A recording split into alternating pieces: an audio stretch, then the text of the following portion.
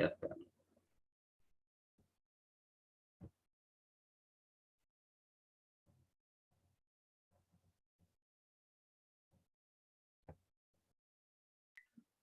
É só um aviso de que está sendo gravada a reunião que apareceu aí. Beleza. Deixa eu... Pronto, agora eu vou compartilhar a tela. Aqui. Vocês estão vendo minha tela agora? Estamos sim. Beleza. Deixa eu só ampliar aqui. Pronto. Ok. Estão conseguindo ver legal, né? Primeiramente, né, novamente, eu gostaria de agradecer pela oportunidade de estar nesse evento, que já teve grandes nomes aí da fisioterapia, né? O próprio Raul, que fizemos cursos juntos, o Pablo Saturbano, fiz o curso dele do FBA, o Paulo Bastos, que além de professor é um amigo pessoal meu, o José Dutra também, lá de Recife. Então, eu sinto muito honrado em estar num evento com essas feras aí que eu admiro demais. E o tema que eu escolhi foi trazer essas novas evidências no tratamento das radiculopatias, porque é algo que ainda gera algumas dúvidas, algumas repercussões devido a condutas erradas e acaba agravando o quadro dos pacientes. Então, a gente quis trazer um pouco dessas noções básicas aí, para que as pessoas que estiverem assistindo possam aprender como manejar esses pacientes aí de forma segura, tá? Então, aqui é uma breve apresentação do meu currículo, né? O Dr. Rodrigo já apresentou aí a vocês, então vou pular essa parte. E eu queria começar a apresentação fazendo uma pergunta, né? Aos participantes. Vocês acham que a radiculopatia e dor radicular são a mesma coisa ou não? Gostaria da participação de vocês, podem responder aí no chat. Não fiquem com vergonha, não tem resposta certa ou errada. A gente quer só que vocês participem para entender como é que está o conhecimento aí de vocês.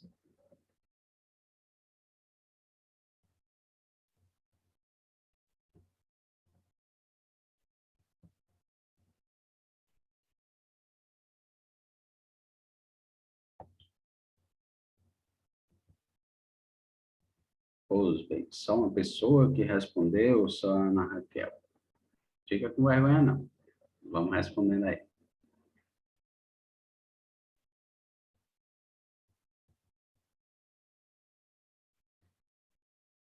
Muito bem, pessoal. Apesar de, em muitos casos, elas terem, serem vistas até como sinônimos, na verdade, são coisas diferentes, né? A, a gente pode dizer que a dor radicular pode estar dentro da radiculopatia, mas a radiculopatia não está dentro da dor radicular. Deixa eu passar aqui. E a gente vai aprender um pouquinho, né? Antes de iniciar esse tema, a gente precisaria relembrar um pouquinho da anatomia, né? Da nossa coluna vertebral, relacionada a esse assunto, que é a parte da radiculopatia, né? Então, aqui a gente vê o corpo da vértebra, né? No meio, a parte da medula. E entre cada nível, a gente sabe que sai um ramo, né? De raízes nervosas ali, que são responsáveis por as sensações térmicas, dolorosas e também pelos estímulos motores, né? Então, quando sai uma raiz nervosa, nós temos a subdivisão dela em raiz ventral, raiz dorsal, e perto da raiz existe o gânglio espinhal ou gânglio da raiz dorsal, que é um agente muito participativo nos casos de radiculopatia. Então, quando há algum tipo de protrusão ou hérnia discal que chega a gerar compressão nessa raiz, é que a partir daí começa a ter esses sintomas, né, radiculares, devido a uma compressão local.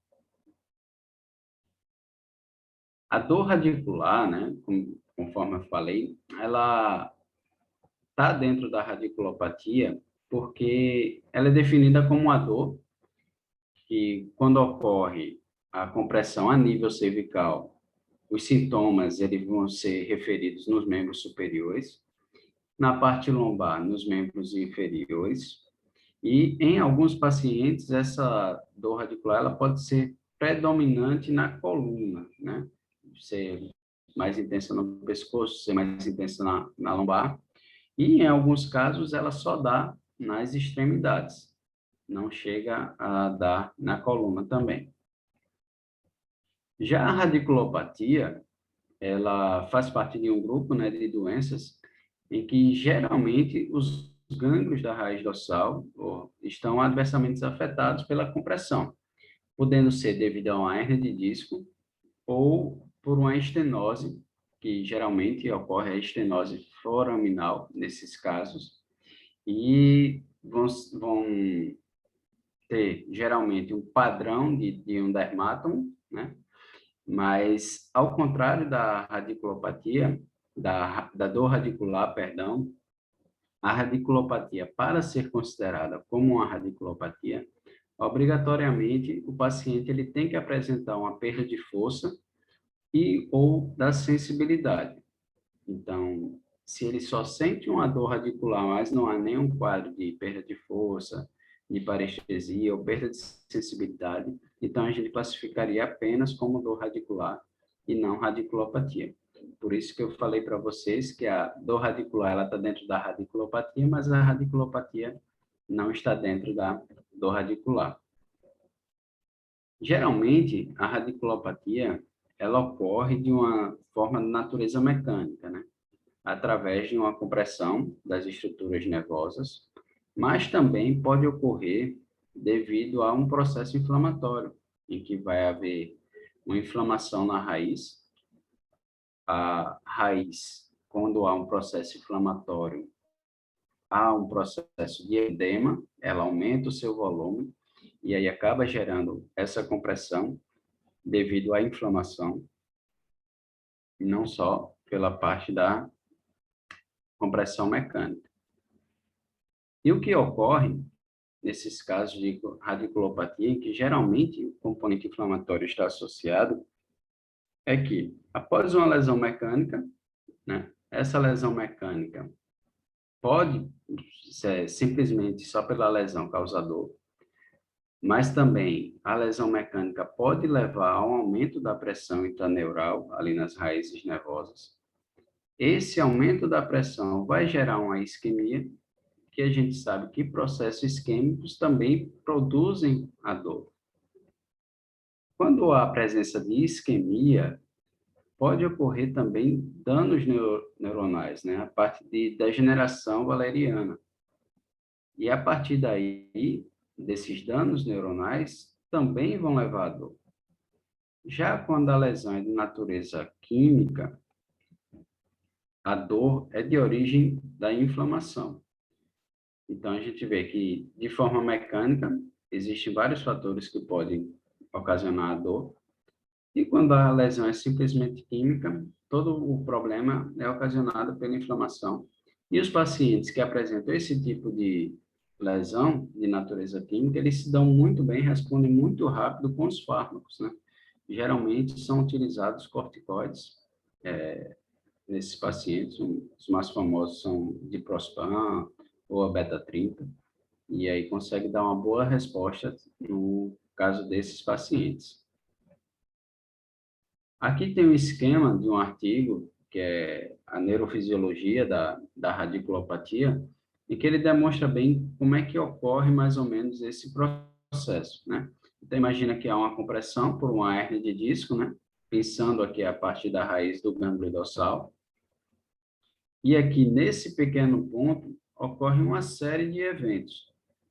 O primeiro é a alteração da micróglia. que é responsável pela sensação dolorosa. Então, quando há uma hiperativação da micróglia, há um componente de ativação da dor. Devido à compressão mecânica, também pode gerar um caso de isquemia, através da isquemia, também vai causar dor. E, através desse processo, gerar um processo inflamatório que também vai causar dor. Uma outra questão são os receptores de origem, os receptores mecânicos, né, que respondem à tensão. Por isso que quando o paciente apresenta hérnias de disco, principalmente quando a gente vai fazer aquele teste de Laseg, ou teste da perna estendida, devido a uma tensão na raiz, reproduz a dor por conta desses receptores aí. Então, é uma cascata de eventos que são responsáveis pela produção da dor nesses pacientes. E como a gente vai saber diferenciar, né, a dor química e a dor mecânica? Nós, fisioterapeutas, temos sido cada vez mais procurados, né, como profissionais de primeiro contato. Então, hoje em dia eu já recebo vários pacientes que procuram diretamente, não vêm depois de encaminhamentos médicos. Então, para isso, a gente precisa estar capacitado para saber quando vai precisar de uma ajuda do médico, porque aí, nesses casos inflamatórios, a gente realmente vai precisar de uma medicação, né?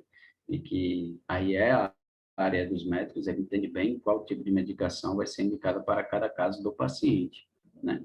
E, geralmente, o paciente, quando apresenta uma dor química, ela tende a ser uma dor de característica constante, que geralmente piora à noite, né? E vai responder muito bem a fármacos. Às vezes, o paciente toma até um anti-inflamatório e já apresenta algum alívio dos sintomas. Já a dor de origem mecânica, né, pelo aquele componente compressivo, ela geralmente está pior pela manhã, né, ao acordar. Por que que pela manhã? Quando a gente passa a noite deitado, né, dormindo, devido à ação da gravidade estar de forma longitudinal, distribuída ao longo do nosso corpo, os discos, eles acumulam líquidos, né? Então, ele aumenta o volume durante a noite. Então, pela manhã, nesses pacientes que apresentam componente mecânico compressivo, devido ao aumento do volume do disco, essa compressão vai ser ainda maior e que vai exacerbar os sintomas desses pacientes. Outra característica dessas dores mecânicas é que geralmente elas melhoram com o movimento. Então, esse tipo de paciente vai relatar a você que de manhã acorda muito travado, muito rígido, a dor está pior, mas à medida que ele levanta, que vai aquecendo, movimentando, ele relata que vai melhorando essa dor. Então, essa é uma característica de dor mecânica. A parte mecânica, o trabalho vai ser com a gente, né, fisioterapeuta, e a dor química, aí nós vamos precisar da ajuda de um médico para fazer a parte da medicação. Porém, existem estratégias que nós podemos ajudar nesse processo aí do tratamento da dor química também. E existe um estudo, só um instante, que ajudou bastante na compreensão dessa patologia, que é chamado de o clássico, né? Ele é um estudo, apesar de muito antigo, né, é do ano de 58, e jamais veremos um outro estudo desse ser reproduzido devido à questão do comitê de ética, em que esses dois médicos, o senhor Smith e o senhor Wright, eles fizeram cirurgias de hérnias discais em diversos pacientes que apresentavam a dor do tipo ciática, né? Sendo que, para eles entenderem como ocorria esse processo de compressão da raiz nervosa e de outras estruturas, o que é que eles fizeram? Ao fazer a retirada do material herniado, né, da hérnia de disco, eles enlaçaram um fio de nylon na raiz nervosa no nível que a hérnia de disco foi retirada. para que, após o procedimento cirúrgico, eles pudessem puxar a raiz nervosa de modo a compreender qual era o efeito disso na dor do paciente, né? Então, ele dividiu em grupos esse experimento, né? No primeiro grupo, eles colocaram fio de nylon apenas na raiz nervosa, bem no local da compressão da raiz, né? E que geralmente esses pacientes, 36 horas após a operação, estavam totalmente assintomáticos, né? Não havia mais a presença daquela dor ciática que foi o que os levaram ao procedimento cirúrgico. Então, eles passaram com o fio de nylon, simular essa compressão, né? Então, em um dos casos, né, quando ele começou a dar o puxão na raiz nervosa, o efeito foi completamente imediato, né? Esse caso, o paciente pulou, né, exclamou que uma severa dor atingiu a nádega direita e que desapareceu imediatamente quando o nylon foi relaxado. Então, a gente vê que foi a tensão na raiz que reproduziu a dor e, após aliviar a tensão, o sintoma foi embora. Na segunda tentativa, esses profissionais, eles passaram a puxar lentamente, né, de forma gradual, e eles foram vendo que à medida que foi aumentando a tensão, a dor foi espalhando, né? Então, ela começou no centro da nádega, depois a parte de trás da coxa, desviou para a parte lateral do joelho, né? E foi sentindo intensamente na lateral da panturrilha. Essa parte na lateral da panturrilha é muito comum pegar em pacientes, né, de radiculopatia, e que ocorre geralmente quando há grande compressão. Então, o paciente ele descreveu que a dor era exatamente o que ele sentia na operação, sendo antes da operação, sendo que ainda mais severa, né? Então, através desse artigo, eles observaram que é realmente a tensão na raiz que reproduzia aquela dor. Então, o material herniado gerava a tensão na raiz nervosa e por isso dava aqueles sintomas do paciente. Geralmente eles sempre testavam, né, o SLR, que é o famoso teste de Lassègue, e antes de tensionar a raiz, o paciente conseguia levar a perna em torno de 50, 60 graus, e após tensionar a raiz, o paciente praticamente não conseguia tirar a perna da maca devido à dor, né? Então, eles observaram realmente que era essa tensão na raiz que reproduzia os sintomas e que afetava, inclusive, a parte do teste neurodinâmico, que é o teste de Lassègue. À medida que eles passaram a segurar um pouco mais essa tensão, por cerca de 15 segundos, o paciente começou a dizer que os dedos do pé e parte do dorso do pé começaram a ficar dormentes. Então, possivelmente, devido a um efeito isquêmico aí da região, passou a dar sintoma de dormência também naquele paciente. O segundo experimento, eles passaram o fio de nylon além da raiz nervosa, também na dura mater, para ver qual era o efeito em cada um que o tensionamento trazia, né? E após a operação, né, também os pacientes estavam completamente assintomáticos, né? E, ao puxar o fio da parte da dura mater, o paciente relatou que sentiu uma dor na face medial e inferior da nádega, e essa dor foi de natureza amena, ela não passou além do nível ali da nádega. E contrastou com a dor provocada quando foi tensionada a raiz nervosa, né? Então, quando a tensão é na raiz, propriamente dita, essa dor que o paciente sentia era bem maior. Então, os resultados que eles observaram é que, quando tensiona a parte da dura mater, a dor geralmente é leve, né? em alguns casos até sem dor, não apresentava nenhum sintoma, mas quando essa tensão era feita na raiz nervosa, era reproduzido uma dor ciática, inclusive em alguns casos de dor muito fortes nesses pacientes. A partir daí, a gente começou a ter uma compreensão do problema para nos guiar no nosso tratamento fisioterapêutico nesses casos de pacientes com dor ciática. Porque, geralmente, esses pacientes com radiculopatia lombar vai ter como sua queixa principal a questão da dor, né? Essa dor ela pode ser tanto de irradiada, como uma dor espalhada, né? Até de forma latejante ou ardente. E geralmente eles relatam que é uma dor profunda, né? Não é uma dor superficial, é uma dor profunda. E essa dor causada pela hérnia de disco geralmente aumenta com a inclinação para frente. Então, os pacientes, quando passam muito tempo sentado, ou até mesmo quando tosse, espirra, eles relatam que aumenta essa dor, ou até mesmo tem a sensação de fisgada, né? E geralmente eles vão relatar para vocês que eles melhoram quando estão deitados, sem ação da gravidade, e que aí alivia.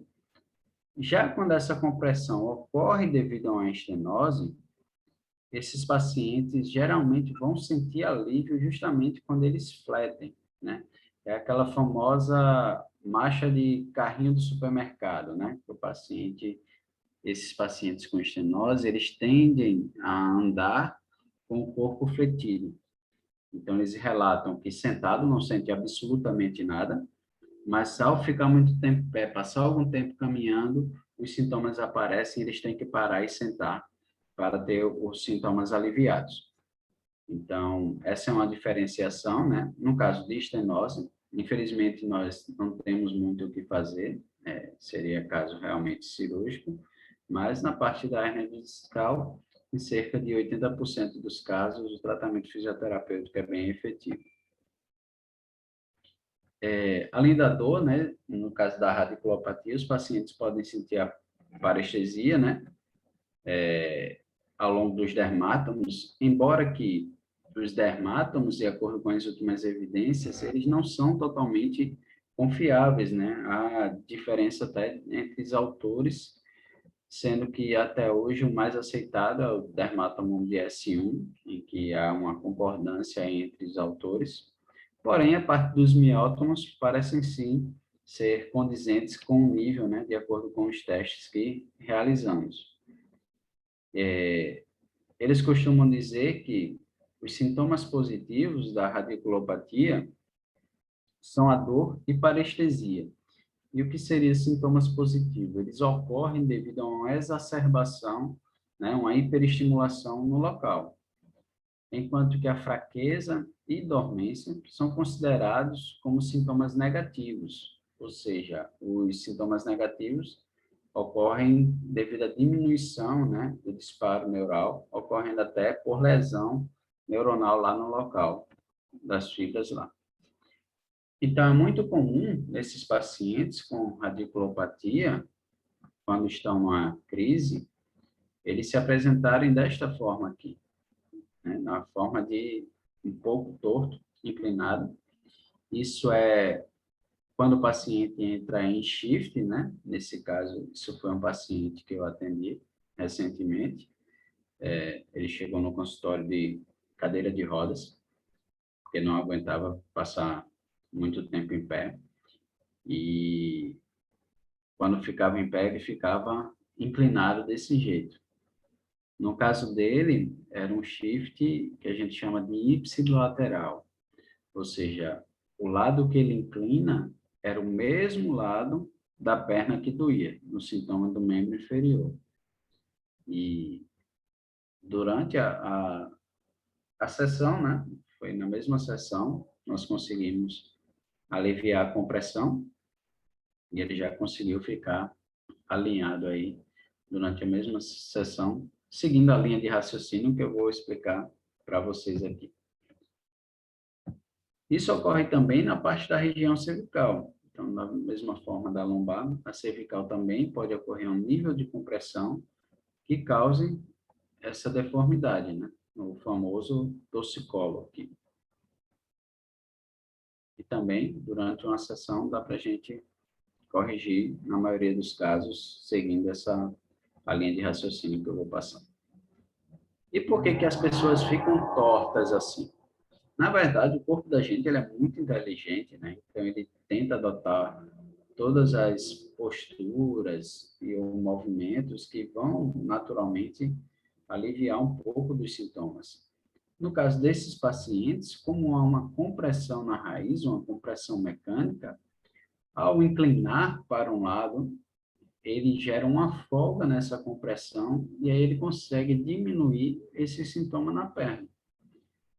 Quando ele inclina para o lado oposto ao sintoma da perna, que ele sente, por exemplo, ele inclina para a direita e sente a dor na perna esquerda, essa compressão está ocorrendo abaixo da raiz nervosa. Já quando ele inclina para o mesmo lado da dor, essa compressão está ocorrendo acima da raiz nervosa. Então, por isso que o corpo ele fica um pouquinho torto para aliviar essa compressão na raiz, de modo a aliviar os sintomas na perna.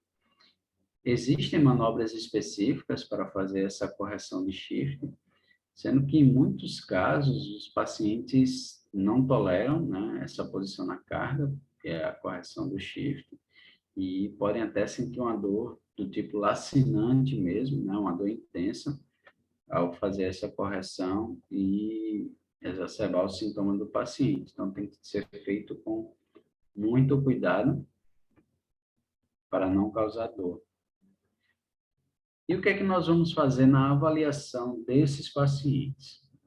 Então, o principal teste que a gente utiliza é o famoso SLR, né, que é o Straight Leg Raised, que seria a elevação da perna esticada, ou o famoso LASEG, né, em que o paciente deitado, né, em decúbito dorsal, o terapeuta passivamente faz a elevação da perna com o joelho estendido até referir algum sintoma ou na perna ou na coluna desse paciente. É muito importante que a gente teste antes do lado sintomático, o lado assintomático, para a gente ver se esse paciente já tem algum encurtamento muscular, alguma coisa do tipo, para não confundir no nosso diagnóstico. Então, primeiro a gente faz um lado assintomático e depois fazemos um lado sintomático. Após o paciente sentir a dor, a gente volta um pouquinho na amplitude até aliviar a dor dele e fazemos a dorsiflexão e pedimos para o paciente elevar um pouquinho a cervical. Então, se o sintoma for reproduzido novamente, esse teste é considerado positivo.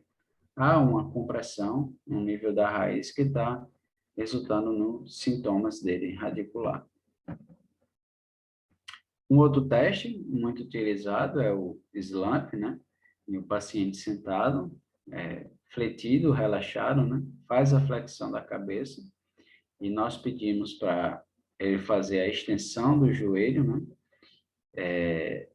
Após chegar no limite da dor, nós solicitamos ao paciente para que faça uma extensão cervical.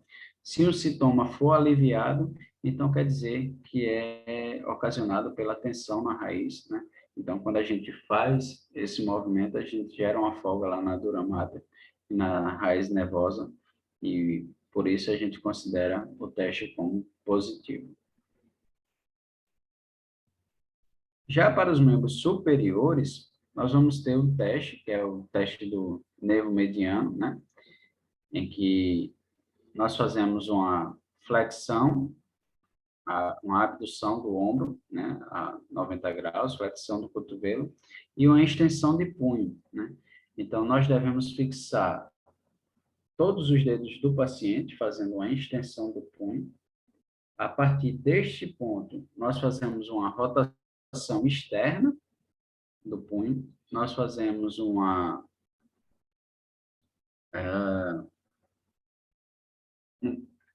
faltou a palavra técnica agora. nós fazemos uma descida da escápula, né, do ombro, encaixando a escápula para baixo. Pressão. E aí nós fazemos essa rotação externa e aos poucos nós vamos estendendo o cotovelo até o paciente referir os seus sintomas. Quando o paciente refere esse sintoma, nós voltamos um pouquinho, o nível da amplitude até ele ficar sem dor, pedimos para o paciente inclinar a cabeça para o lado contralateral e novamente fazemos a extensão. Se o sintoma for reproduzido numa amplitude menor do que a anterior, nós consideramos o teste como positivo a uma compressão da raiz aí no nervo mediano.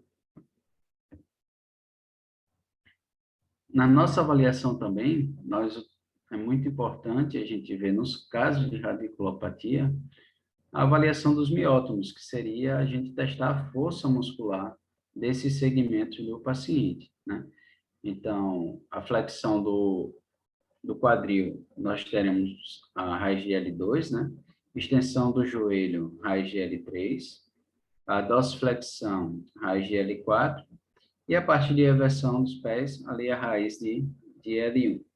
E extensão dos dedos, estaremos testando a raiz de L5, né? E por que a gente precisa saber disso? Porque após a nossa intervenção, a gente retesta esses parâmetros e quando há uma compressão e que após a nossa intervenção a gente consegue, digamos que está no caminho certo do tratamento, a gente percebe na mesma hora o ganho de força desses pacientes.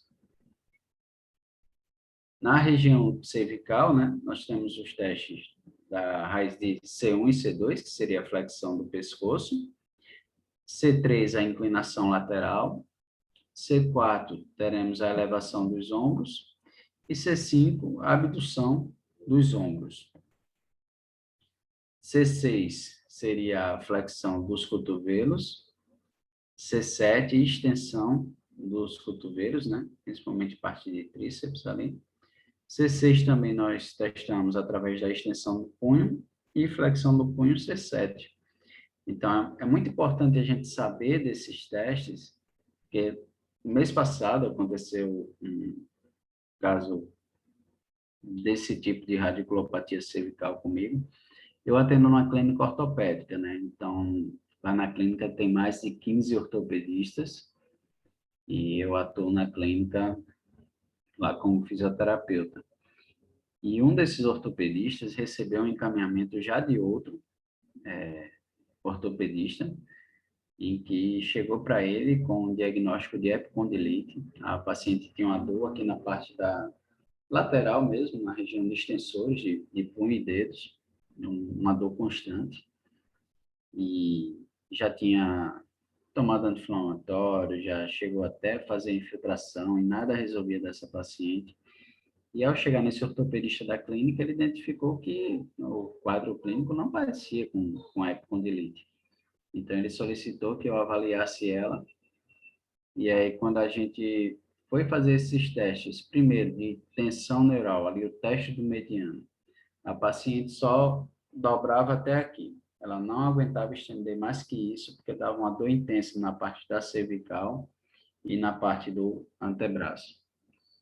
Quando eu fui avaliar a questão dos miótomos, ela tinha uma perda de força absurda na parte de extensão do cotovelo, né? A parte da raiz ali de C7 e a parte do bíceps também, ali a raiz de C6.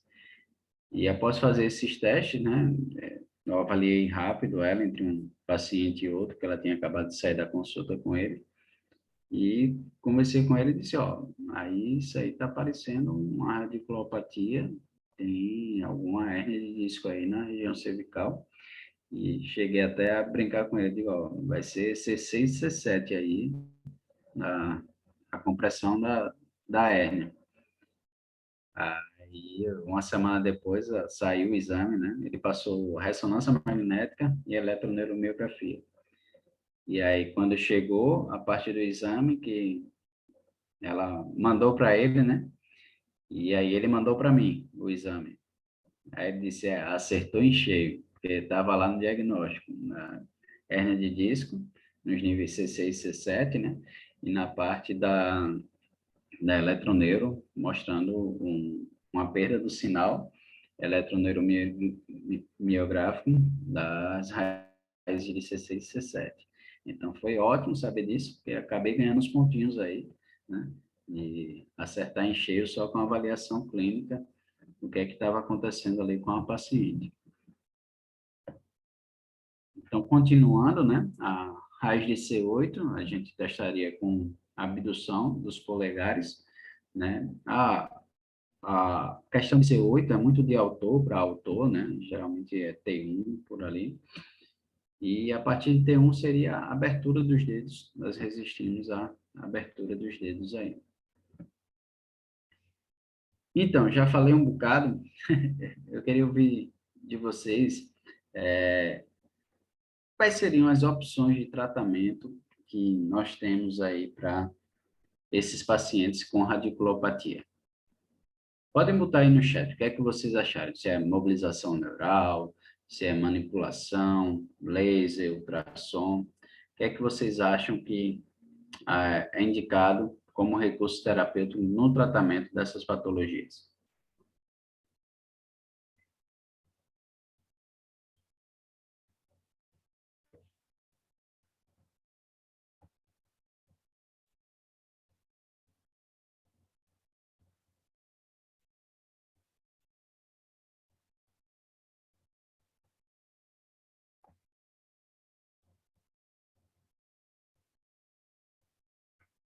Ninguém tem sugestão?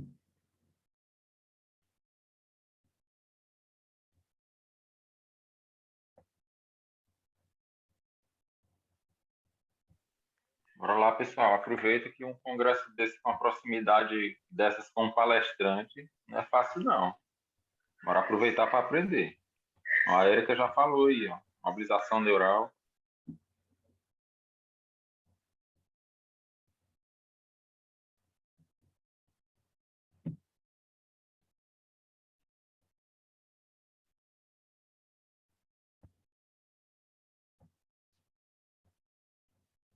Show.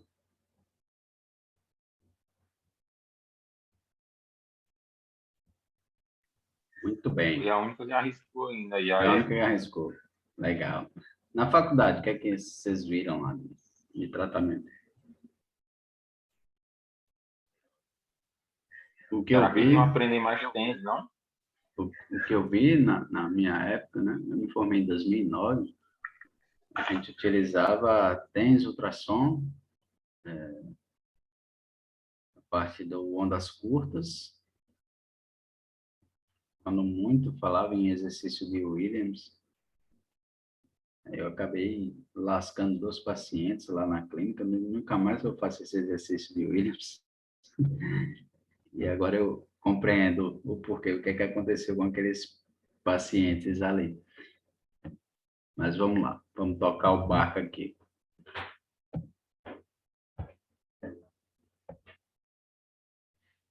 Então, quando a gente vai pesquisar a questão dos guidelines, né, no tratamento desses pacientes, nós temos como recurso a parte da mobilização neural, né, hoje mais conhecido o lado da neurodinâmica clínica, do Shacklock, que é o maior pesquisador no assunto, né, excelente profissional nessa área da neuro. A parte dos exercícios de Mackenzie, a parte de manipulação também, sendo que nesse caso não a manipulação diretamente no local, né, mas baseado na interdependência regional, ajudando num efeito neurofisiológico ali. A parte do laser tem algumas evidências, algumas conflitantes, mas ainda alguns profissionais fazem uso desse recurso. E a parte dos anti-inflamatórios, né, o não esteroidais, que são excelentes recursos para ajudar no nosso tratamento fisioterapêutico aí. Então, de acordo com o que a gente viu naqueles artigos da parte da compressão da raiz, em que a gente tensionava a raiz e reproduzia os sintomas, Então, nosso raciocínio ele deve ser voltado justamente para eliminar essa compressão na raiz. Então, quando a gente faz certos movimentos de extensão, que até no Mackenzie, né, o exercício mais famoso de extensão, mas passa longe de ser só extensão. Então, quando a gente faz esse tipo de movimento, ele reduz o espaço ali do forame e que se houver um edema ali na raiz, vai ser mais fácil de acontecer a compressão nesse local. Quando nós fazemos um movimento de flexão, nós conseguimos abrir o espaço ali suficiente para essa raiz respirar um pouco. Então, porém, se a gente fizer muita flexão, esse conteúdo, principalmente o de escala, ele posterioriza e pode gerar essa compressão na raiz também. Então, a gente tem que achar um meio termo para que dê espaço suficiente para eliminar os sintomas sem causar nenhuma compressão a mais. E aqui estão algumas estratégias, né? No caso de uma radiculopatia cervical, essa eu utilizei com o caso da paciente, que eu falei há pouco com vocês, em que, quando ela foi para o ortopedista de coluna, já foi sugerida a cirurgia, né? E, assim, ele é bem ético, assim, ele só opera em último caso, mas era um caso que já estava havendo comprometimento de perda de força, né? Há mais de 30 dias ali, constante. E aí ele me deu um prazo de 30 dias para resolver o problema da paciente, né? Eu disse, tá, então vamos lá, né? Marcou a cirurgia com 30 dias, aí ele disse, ó, chegar num dia, se você estiver bem, a gente cancela a cirurgia. E aí foi uma das estratégias que a gente utilizou, né? Esse movimento de flexão do pescoço, você observa aqui a parte do travesseiro, somado à inclinação no lado contralateral. Então, ela tinha uma dor intensa constante ali no braço, e quando ela conseguia chegar nessa posição, ficava absolutamente sem dor alguma. Então, zerava, abolia a dor da paciente. Uma outra forma de fazer é de forma dinâmica, né? Então, com o auxílio do fisioterapeuta, ele faz um movimento de uma leve flexão da cabeça do paciente, com uma inclinação contralateral, né?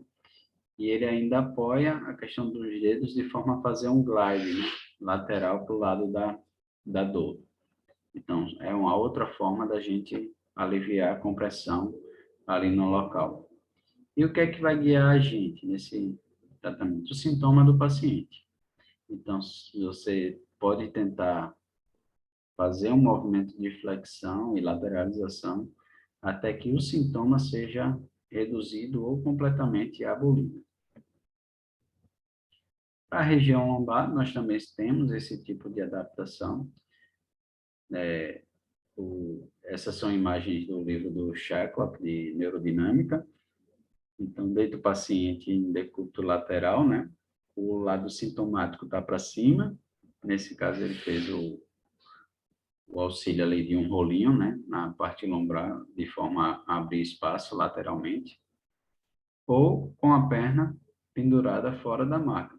Então, é uma forma também da gente abrir o espaço ali, né? O lado da dor para cima, que seria, teoricamente, o lado da compressão, a gente posicionando de forma a abrir espaço. E uma outra opção que eu gosto muito é essa aqui, a paciente deitado, né, em supino, e ela faz uma leve rotação, né, do quadril, deixa deitado. É bem simples o paciente fazer em casa também. Então, deita, dobra as pernas e deixa cair para o lado, né? Geralmente, principalmente nos casos agudos, o lado mais indicado é que o lado da dor fique para cima, né? Pensando na abertura de espaço. Posteriormente, após a melhora do processo inflamatório, que não necessite tanto mais abrir a parte do espaço, a gente vai para o processo de redução, que no caso seria girar para o outro lado, para fazer a redução ali da compressão. Então, o que deve guiar a nossa escolha de tratamento são duas coisas. A primeira é o fenômeno de centralização, né, em que seria o sintoma que está mais distal. Por exemplo, o paciente chega com a dor na panturrilha. Após você colocar ele na posição de alívio, de descompressão, essa dor vai subindo em direção à coxa, em direção à nádega, até centralizar na coluna. Então, isso é um guia muito positivo e é um indicador de prognóstico do paciente. Os pacientes com radiculopatia que são centralizadores têm um ótimo prognóstico de resolução do caso em até 8 a 12 semanas aí. E se o paciente chegou com a dor na panturrilha e após colocar na posição essa dor foi para a nádega, para a coxa, então está no caminho certo, pode continuar insistindo nessa conduta, que com a repetição, isso vai aliviando a compressão até essa dor ir lá para o meio da coluna. E é muito comum, quando ocorre a centralização, que seria essa dor ir lá para o meio da coluna, haver um aumento da dor na região da coluna. Sendo que para nós, o nosso guia de importância é quanto mais longe tiver a dor, mais importante é para a gente. Se está aumentando na coluna, mas diminuiu lá na perna, então a gente deve seguir nessa conduta e vai ver a resolução em pouco tempo. Um outro guia de conduta são os testes neurodinâmicos, né? Principalmente ali o SLR. Então, se você, no caso da lombar, colocou o paciente, vamos supor, num movimento de flexão com rotação lá da perna, e antes de fazer o movimento, ele tinha um SLR em 30 graus, reproduzia a dor na lombar ou na perna dele. Após fazer o movimento, esses 30 passou para 60, 70, então você está no caminho certo, você está aliviando a compressão na raiz, pode seguir nessa linha de tratamento que vai dar certo aí para o seu paciente. Só tem um pouquinho de paciência e vai no caminho certo, é sinal que você aliviou a compressão no local. Um recurso complementar são as técnicas manipulativas, né? No caso desses pacientes, devido a um conceito que a gente já sabe, já tem um monte de evidência sobre isso, que é a questão da interdependência regional. Então, quando você tem um paciente com dor cervical, em que não aguentaria manipular a cervical, você pode manipular a torácica, que daria um efeito ali na região cervical, e também na lombar. Então, você pode manipular ali a parte da junção tóraco-lombar, que dará o efeito neurofisiológico que você gostaria de ter naquele paciente. Então, vai ajudar aí no tratamento. Quando esses pacientes não respondem a esse tipo de conduta, existe uma evidência aí já é mais voltado para a parte do MDT, do Mackenzie, em que esses pacientes que não respondem do tratamento conservador, após receberem uma injeção de esteroide, né, corticoide ali na parte da raiz nervosa, que seria um bloqueio transforaminal, após 2 semanas, esses pacientes, após tratar esse processo inflamatório, eles passam a responder ao tratamento conservador em 80% dos casos. Então, é um outro recurso para a gente conseguir evitar a cirurgia destes pacientes. Dentre os principais fatores prognósticos, né, desses pacientes, a gente vê que os fatores favoráveis, né, quando o paciente faz movimento da coluna em extensão e não reproduz a dor no membro inferior, né, quando ele apresenta um alívio de mais de 50% da redução da dor nas primeiras 6 semanas, e quando esse paciente não tem tantos fatores psicossociais, né, alguém que gosta, que necessita de trabalhar, né, no caso do trabalhador autônomo, então, um paciente que tem motivação para se exercitar, né, gosta de participar do seu processo de recuperação, então são pacientes que apresentam fatores favoráveis, né? Mas quando o paciente ele apresenta um por exemplo, um SLR cruzado, né? Ele tem uma dor ali na lombar, que irradia para a perna direita, mas ela apresenta um SLR positivo na perna esquerda também. Quando já está mais de 6 semanas sem redução dessa dor, ou paciente que está insatisfeito com o trabalho, acha que a dor dele tem relação com o trabalho. Então, são fatores de mau prognóstico aí desses pacientes.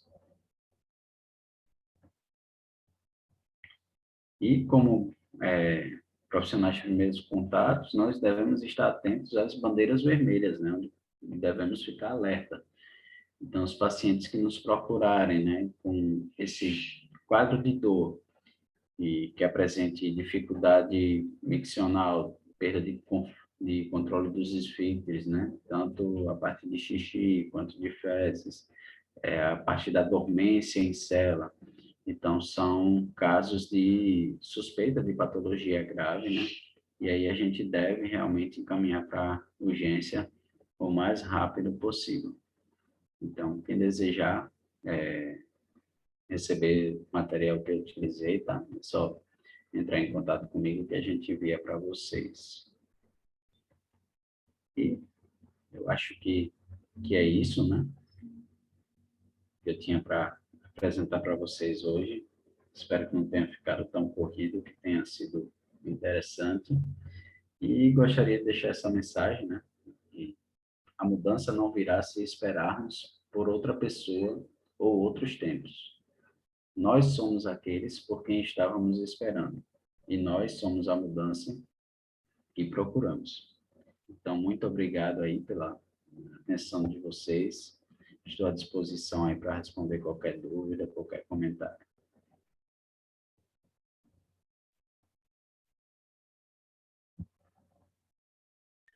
Jane, tem uma pergunta aqui. Estou querendo saber se nas red flags, nas bandeiras vermelhas,